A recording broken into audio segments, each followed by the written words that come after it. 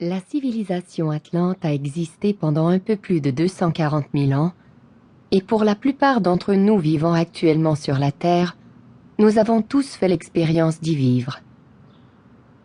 Puisque vous êtes en train d'écouter cet enregistrement, vous avez sûrement vécu une incarnation durant l'âge d'or de l'Atlantide. C'est pour cela qu'il est important de reprendre contact avec ces grands prêtres et prêtresses d'autrefois, afin de renouer avec vos dons et pouvoirs, et vous rappeler de votre plein potentiel. À l'aube de la 5e et dernière expérience atlante, 12 grands prêtres et prêtresses que l'on appelait les Alta furent nommés en tant que dirigeants. Ces êtres puissants avaient été sélectionnés à travers tous les univers. Ils vibraient entre la 5e et la 6e fréquence dimensionnelle, et leur corps était littéralement rayonnant de lumière. Il y avait 6 grands prêtres et 6 grandes prêtresses en permanence. Ceux-ci changeaient toutefois au fur et à mesure que l'Atlantide évoluait et que de nouvelles entités s'avéraient appropriées à l'évolution de l'Atlantide. Leur fréquence était, paraît-il, si pure qu'à chaque fois que l'on prononçait le nom de l'un d'entre eux, on recevait une bénédiction.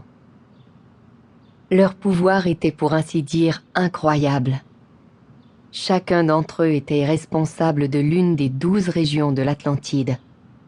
Ils habitaient le temple de Poséidon, mais passaient aussi du temps dans leur propre région.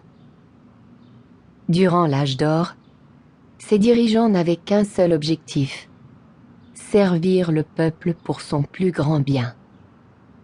Ils y consacraient toute leur énergie. C'est pourquoi ils ne prenaient même pas de conjoint. Il y a plusieurs millénaires, la Terre entra en collision avec une autre planète. Lorsque les deux se séparèrent, tous les minéraux et les métaux des deux planètes se sont retrouvés sur la Terre. C'est pourquoi elle est depuis ce temps exceptionnellement riche de toutes ces substances. Nous savons maintenant que le métal en fusion à l'intérieur de la Terre génère un courant qui produit un champ magnétique protecteur. Grâce à ses pouvoirs, le grand prêtre Thoth, plus tard connu sous le nom d'Hermès Trismégiste, canalisa cette force afin de créer tout autour de la planète un réseau de lumière formé de lignes droites. Ces puissantes lignes de lumière facilitaient les déplacements dans les airs et servaient ainsi de chemin aérien. À cette époque, on se servait des forces magnétiques pour se déplacer.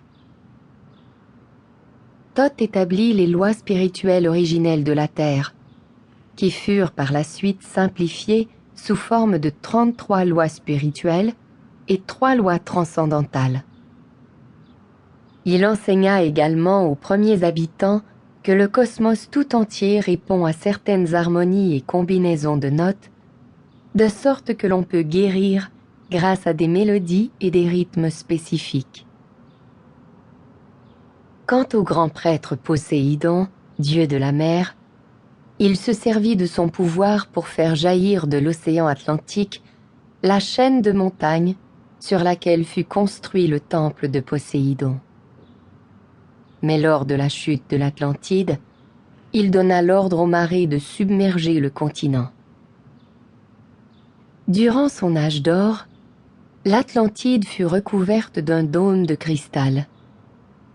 Celui-ci servait notamment à protéger l'expérience divine de l'Atlantide, afin qu'aucun étranger ne puisse y entrer et que personne ne puisse en sortir. C'est ainsi que l'expérience fut parrainée.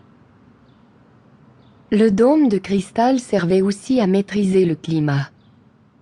Les grands prêtres et prêtresses, les Alta, devaient unir leurs forces pour maintenir ce dôme de cristal qui leur permettait d'offrir un climat idyllique, arrosant d'abord les îles du sud, puis celles du nord, avec des pluies douces qui ne tombaient que la nuit. Il n'y avait jamais de tempête, de volcans, de tremblements de terre ou de changements climatiques violents. Carly Alt. Pour continuer à écouter ce livre audio gratuitement, cliquez sur le lien dans la description et vous pourrez l'écouter en entier sans frais grâce à l'essai de 30 jours d'Audible.